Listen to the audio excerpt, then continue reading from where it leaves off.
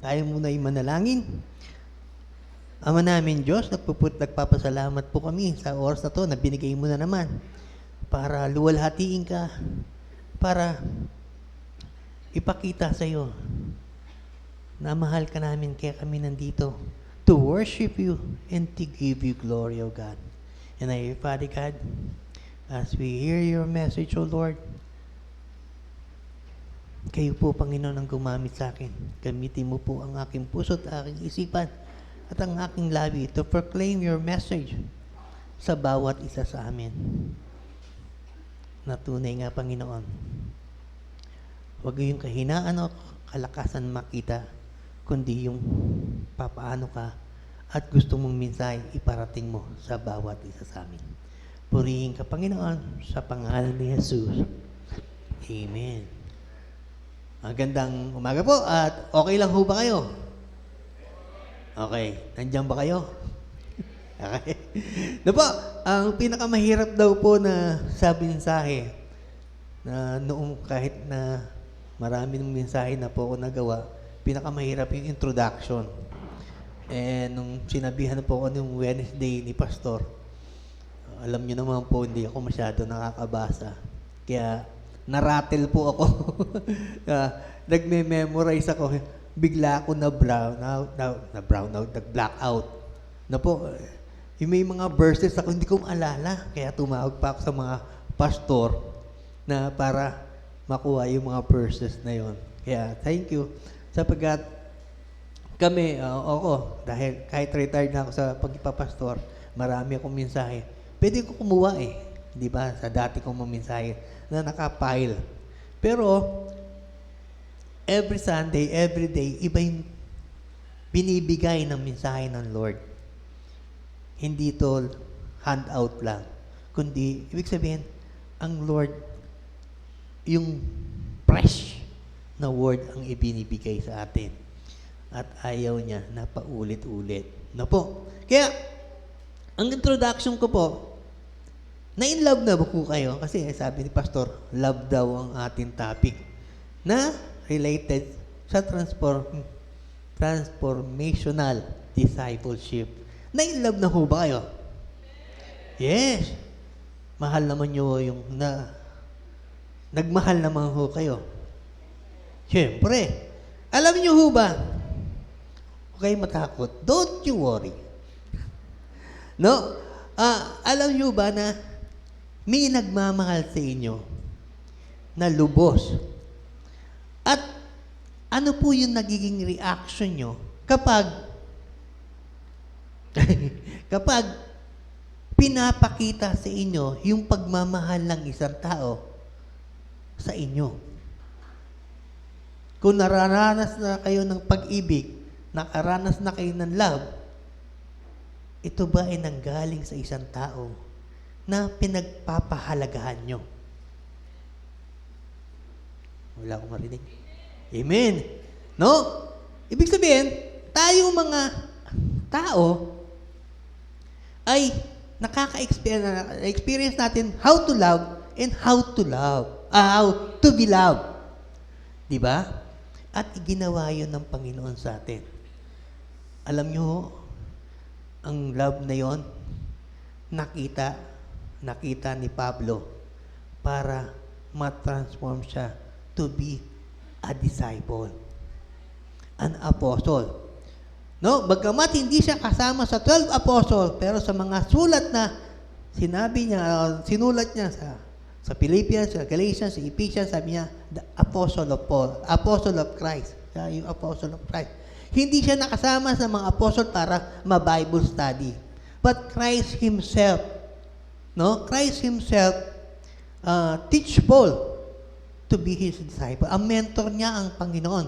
Sa Galatians po, 1 ata yun, napunta siya sa Arabia. At doon natuto siya ng lahat patungkol kay Kristo, sa gospel ni Kristo. At ito yung tinuturo niya sa mga Gentiles. No?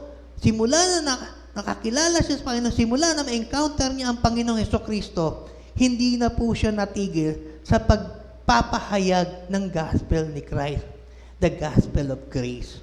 Yun po yung pinipreach ni Pablo sa mga Gentiles, maging sa mga Jews, kasi una, nagpunta siya sa mga synagogue, at sa mga Gentiles, sa mga tao. But, sa Galatians 2 po, kung papalitan natin to, no, sa Galatians 2 po, ang na-memorize ko lang po 19 to 20, kaya babasahin po natin yung 15 to 16 mamaya. Pero anin ko muna yung background ng Galatians 2. Na kung saan, for 14 years na nagpipreach si Pablo sa verse 1, for 14 years nagpipreach si Pablo tungkol sa sa Gentiles, patungkol sa grace o sa gospel ng Panginoong Hesukristo. Sa church ng Jew and Gentiles, no, may lumabas na mga different gospel. Yung different gospel na yon, sinisira yung gospel ng Panginoon. At nandun sila sa church. Ito yung gospel of self-righteousness and legalism. Na kung saan, kinakailangan gawin mo to, gawin mo to, gawin mo to, para mapasama ka sa amin. Hindi po yun yung gospel na pinipreach ni Pablo. Kahit po ng mga apostol, yun po yung dinagdag ng mga tao na pumunta sa church ng New Testament para ma-distort yung gospel ni Kristo. Kaya napunta siya doon para ipagtanggol at paalala sa mga apostol at sa churches yung gospel ng Panginoon.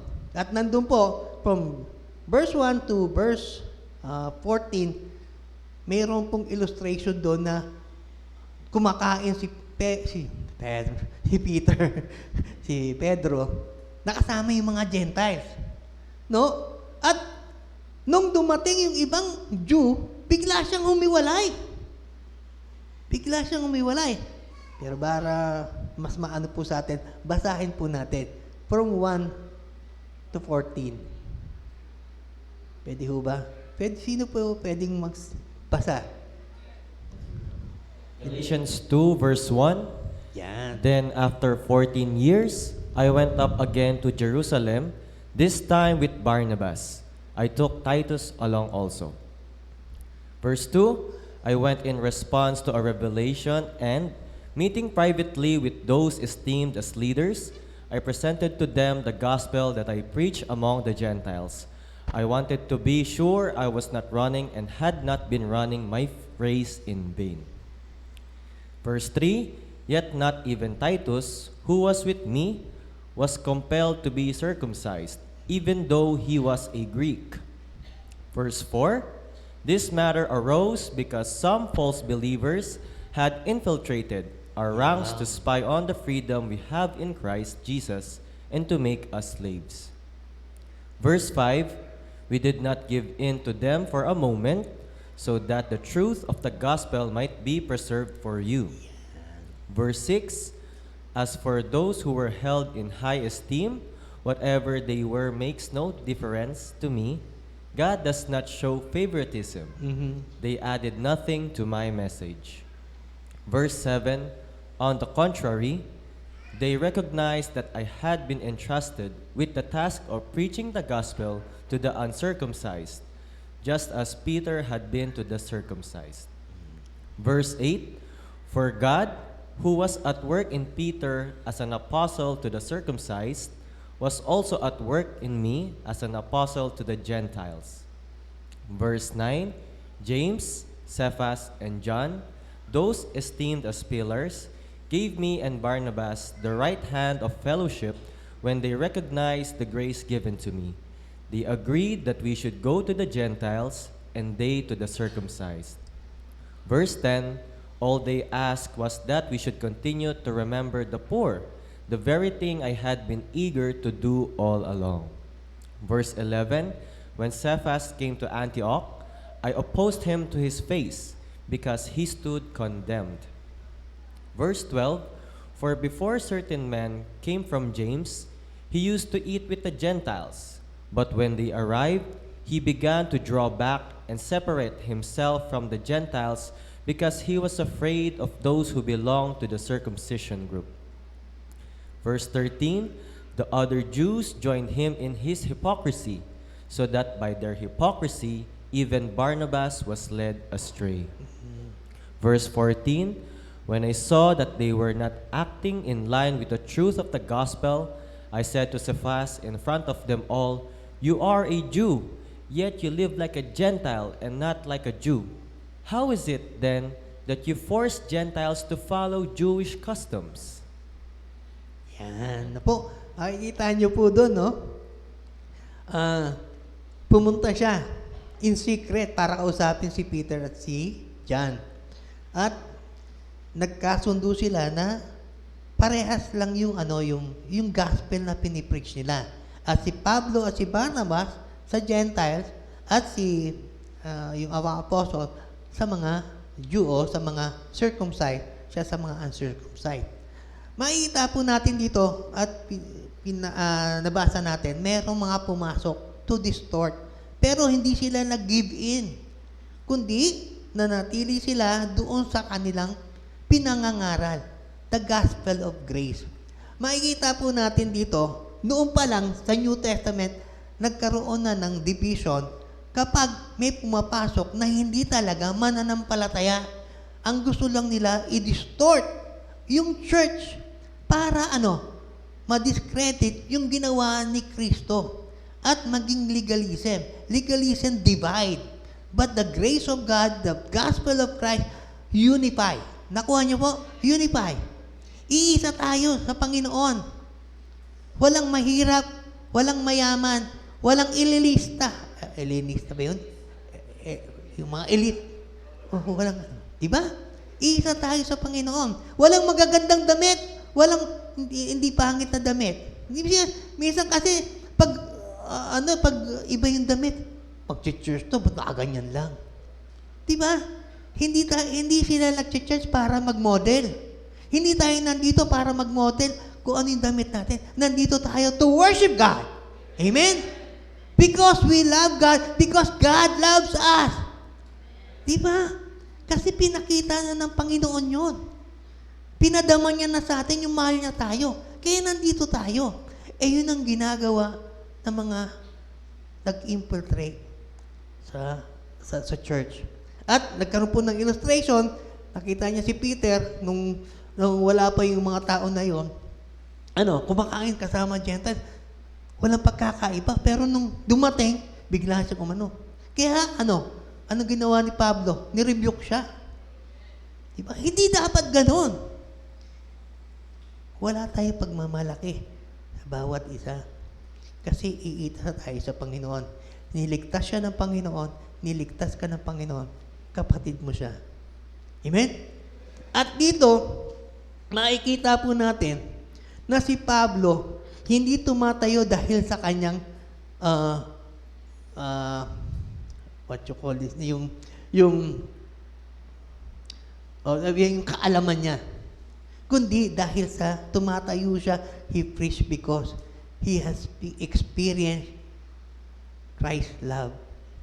At ito po yung nag-compel sa kanya to die 3 times. To die 3 times. Ngayon, ano ba yung pag-uusapan natin? No? The love that transformed you and me to be His disciple. Ang point ko po dito, hindi tayo pumupunta dito just to sit, just to magsimba. Kundi, inaalaw ng Panginoon na pumunta ka dito para ma-develop ka to be His disciple. Because God wants to use you, to use me, to use everyone to be His disciple. Spreading the good news.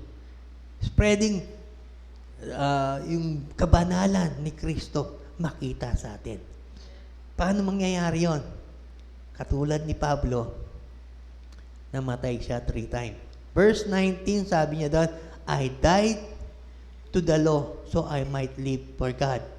Pangalawa, I am crucified with Christ. No? Pangatlo, I no longer live. 3 beses siya.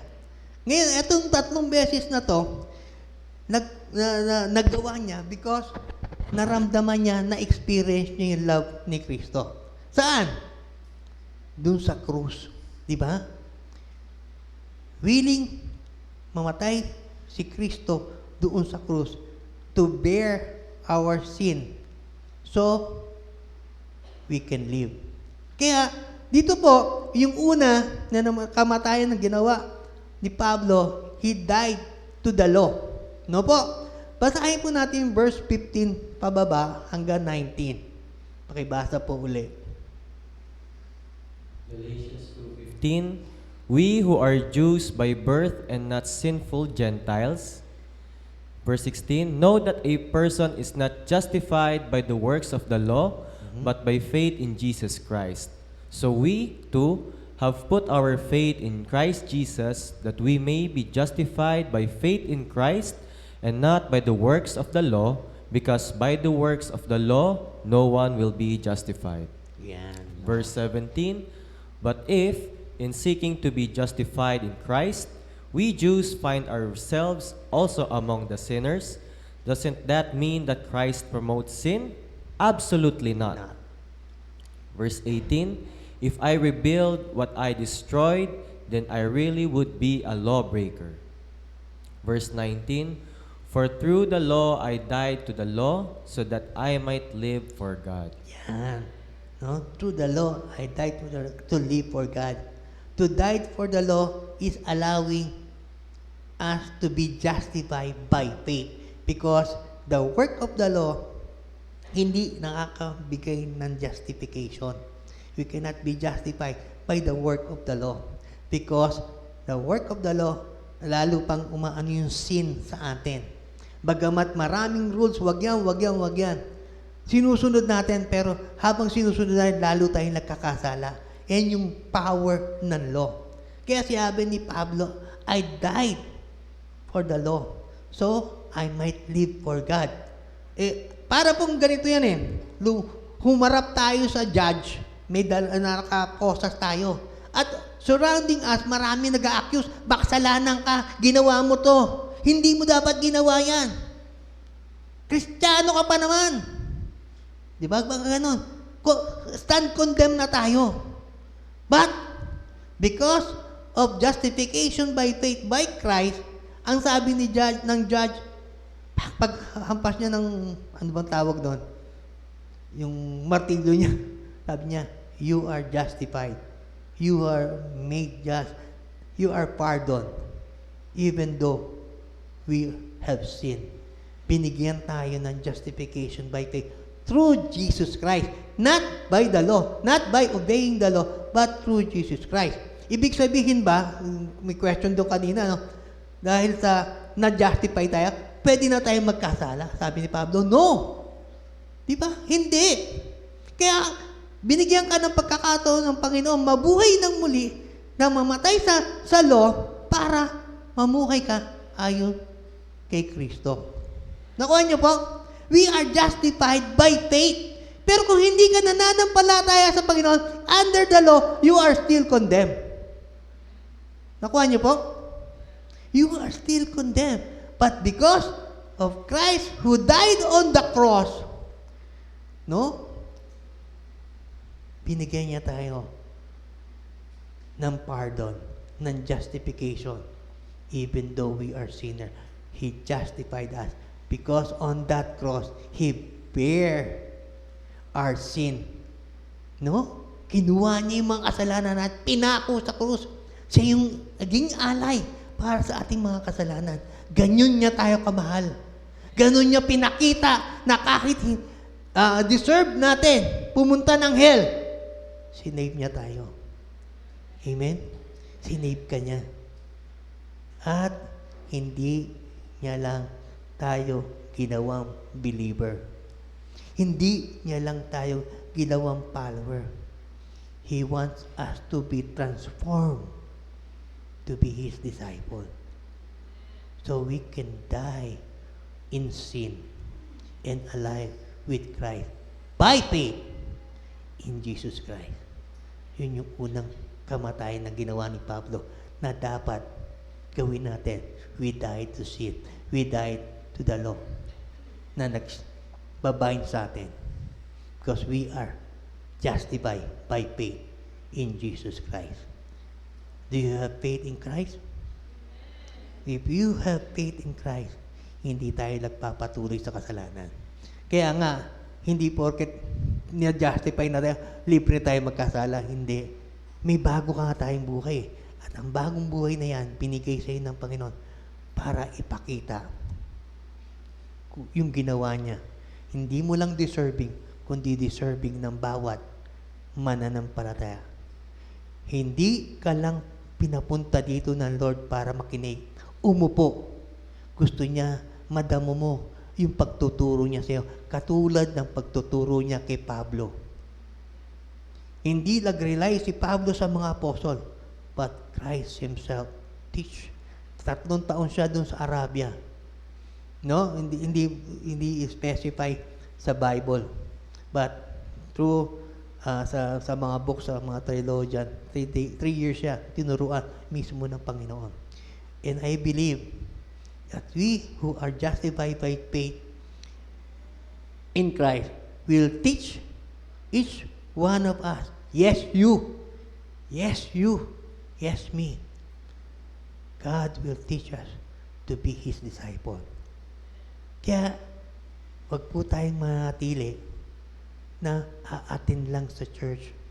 Allow yourself to be transformed to be His disciple. At kapag ginawa po natin to, sabi po ni Pablo, I am crucified with Christ. Ano po ibig sabihin na yun? Ano po? If we are crucified with Christ, we are partaker of His sufferings. Sabi po sa Philippians 1:29, unto you is given in behalf of Christ, that you only not believe, but also to share in His sufferings.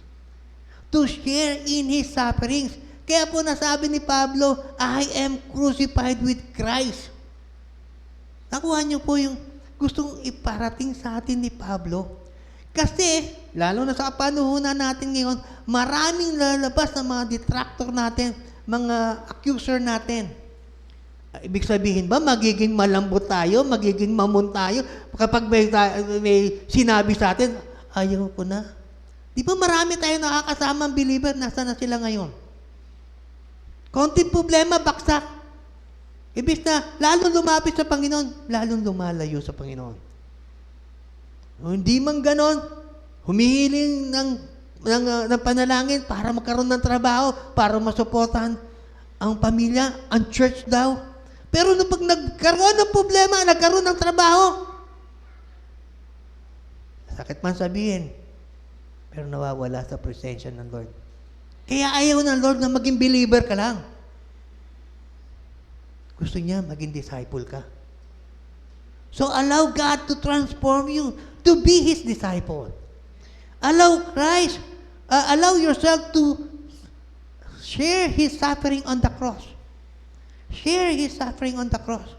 Because ginawa niya yun kasi mahal niya tayo para ipakita na sa atin na mas masarap ang buhay in suffering with Christ. Makikita natin ang tunay na ligaya ng buhay sa paglilingkod sa Panginoon, pagsunod sa Panginoon. Amen ho ba? At yung pangatlo, hindi lang siya namatay sa law, hindi lang siya na-crucified with Christ. At dito pala sa crucifixion ni Christ, di ba?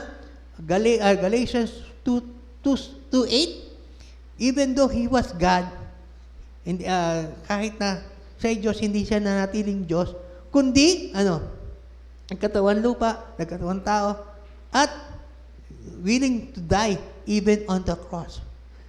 Mismo si Jesus Christ, even though He was God, hindi niya yung pagiging Diyos niya, kundi pinadama niya sa tao. Willing siya mamatay para sa iyo. Pinakita niya yun eh. At gusto niya kasama at maintindihan mo at ma-experience mo yung suffering na yun para makita mo yung worth ng ginawa niya. Even though He is God, willing siya na mamatay para sa atin. Amen? Nakita niyo ba yung pagmamahal na yun? Hindi tayo karapat-dapat. Hindi ako karapat-dapat. Pero, katulad nga po ng kanta, ng, ano yun? Above all. Crucified, lay behind the stone. Ano ba yun? He lived to die, rejected and alone, like a rose trampled on the ground. He took the fall and thought of me.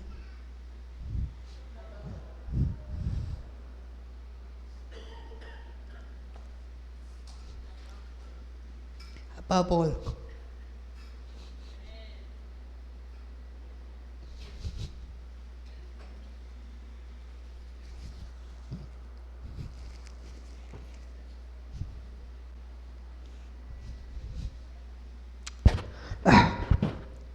Sorry po. At minsan na-emotional ako eh. Diba?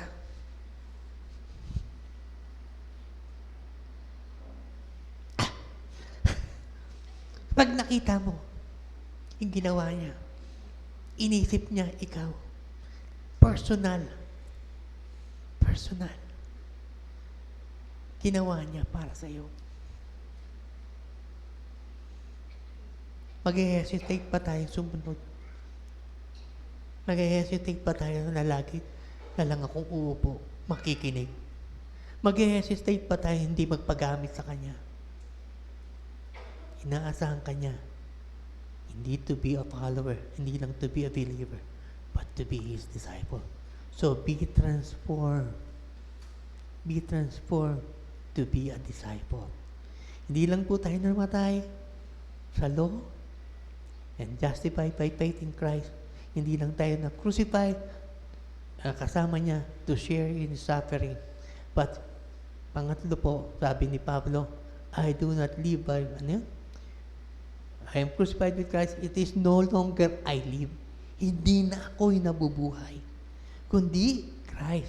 He allowed Christ na mabuhay sa Kanya. Hindi na siya. Kaya yung pinrich ni Pastor, yung exchange, hindi na siya. Kundi si Christ. So the grace of the gospel may flow sa atin. May manifest sa atin. Para maipahayag natin sa mga nakakasalamuhan natin, sa mga naging part ng buhay natin, that they may know Christ. Diba? Hindi makita yung kahinaan mo, hindi makita yung kasalanan mo, kundi makita kung paano kumikilos ang Lord sa'yo, si Hesus Kristo sa'yo, in the grace ng Panginoon na pinapahayag, na nahayag sa iyo at na-experience mo ay may pasa mo. Sapagkat yung gusto ng Lord sa iyo to be His disciple. Hindi lang yung ginawa ni Pablo, hindi lang yung ginawa ng mga apostol, at ginagawa yon ng mga tao, ng mga Christian na malalim sa Panginoon. Na hindi nagpapaawat, tumayo, to step forward, magpagamit. Regardless, mahirap man yan, anong daranasin, but for the sake of Christ, nagpapagamit. And I want to challenge, sabi nga ni Kel kanina, no? Kung paano, na-experience niya ang Panginoon. And I want to challenge youth, mga kabataan, yung bagong generation. May mga kabataan ba dito? No? Etong mga kabataang ito yung bagong henerasyon. At gumagawa ang kaaway. Alam nyo ba, mga youth, mga young pro, gumagawa ang kaaway para wag kayong lumago sa Panginoon, para wag kayong magpa-disciple sa Panginoon, para wag kayong magamit sa Panginoon, para lalong maraming youth ang malulong sa kasalanan. But, praise God, ang mga youth natin, ini-expose ng Lord para ipakita yung ginawa niya at ano yung gagawin niya sa mga youth na yun. He will raise up leaders, He will raise up evangelists, He will raise up pastors para masaturate ang mga tao, ang mga bagong youth to Christ. Are you willing, youth? Are you willing, young people? Are you willing, young pro, to be His disciple? Nawa, maging yes yan. Na po, ngayon, kung if Paul allow the grace of God to flow upon him, paano lang tayo, isipin natin, hindi ko kaya. Marami akong problema. Kaganina po, nasakyan naming Grab ay isang babae siya. Alam niyo po kung makwento ko Gusto ko makakapag-share. No po, at nalaman ko na single mother siya. No? 36 years old. Sabi niya, iiyak sana kaagad. Wala pa si Ate May. Nagkwentuhan na kami. Sabi ko, hindi. Inalaw yan ng Lord sa'yo para ma-experience mo siya. Hindi porket iniwan ka ng partner mo, tapos na. Nakikita ko sa'yo, fighter ka. Lalo kang magiging matagumpay kapag ang Lord ang kasama mo. Ano po? Ang Lord ang kasama mo. Iiyak na siya. Tapos yun, na-enjoy niya po yung kwentuhan namin nila Ate May. No? Na bata siya, na nag-asawa, at yun, may mga problema, pero sabi niya, lumalaban siya. Lumalaban ako sa pamilya ko. At masarap po pag kahit konti, nag-share mo sa ang Panginoon, ginawa ng Panginoon sa kanya para mabuksan, para magtanim lang tayo. Hindi tayo ang nagliligtas, ang Panginoon. Pero ginagamit niya ang bawat isa natin in moment na mga ganon. No po, kaya magpagamit. Let the grace of God flow and manifest in our heart. Huwag na tayo yung mabuhay sa atin, kundi si Kristo na. At, sabi nga po, idagdag ko na rin po yung na-preach ko sa ng Coramdeo, yung Genesis 1:1. Genesis 1:1 sabi, in the beginning God created the heaven and the earth. But in Hebrew, sabi po doon, Bereshit bara Elohim et Hashamaim ban et Haheret. No po, sa English, simple lang. Pero sa Hebrew, yung Hashamaim, heavenly, and God create the heavenly, talagang lahat ng nasa heavenly, He created it. Then, sabi doon, ban et Haheret and all the earth. No? Ibig sabihin, hindi lang to yung physical, kundi ang bawat isa sa atin. Sapagkat yung et po, ito po yung two Hebrew alphabet na Alpha and Tab, beginning and the end. That corresponds with the Greek alphabet, Alpha and the Omega. Ano po yung gusto kong sabihin? In creation, nandun na ang Panginoon. From the beginning unto the end. Unto the beginning ng buhay mo, unto the end, kumikilos siya sa atin. Nakuha nyo, kumikilos siya sa atin. Ang dami natin na i-experience na pain, na problema. Pero pinapahintulo tayo yan kasi para ma-develop tayo. Bakit? Sabi sa Ephesians 2:10, we are God's workmanship created in Christ Jesus to do good work which God prepared for us in advance to do. No? Yung kinreate ka ng Panginoon, sabi nga doon ibang translation, masterpiece ka ng Panginoon. At itong creation na yun, ikaw, ako, nung pa lang, nilalagay niya na sa plano niya na ang bawat isa sa atin gumawa ng mabuti. Ang bawat isa sa atin mag-flow yung grace ng Panginoon. Because He Himself created you. Not to be a believer, not to be a follower only, but to be His disciple. But to be His disciple. At sabi po, yung verse kanina nilagay dito, when you hear God's voice, do not harden your heart. Do not harden your heart. At dun sa Hebrews, diba, yung mga unang Israelita, they did not enter rest because they hardened their heart to disobedient. Naging disobedient sila. But now sa atin, if you hear His voice, huwag nyo nang i-harden. Follow Him. And allow God to transform you. Allow God to transform you. Because hindi nakita ng Lord yung kahinaan mo. Nakita ng Lord yung potential mo. For we are all warriors of Christ. Warriors tayo. At kaya natin kasi kasama natin siya. Ang tanong, are you willing to die on sin, on the law? To die on the cross, to be crucified with the cross, and let Christ live in you. Are you willing? Tayo po'y manalangin. Ama namin Diyos, nagpapasalamat po kami sa iyong salita na binigay mo. Sa iyong hamon, Panginoon, that we are not mere churchgoer, church listener, believer, follower, but you want us to be your disciple so we can experience the death of the law and justified by faith in you, God. And we are free to do what is your will, not our will, for we are justified to do.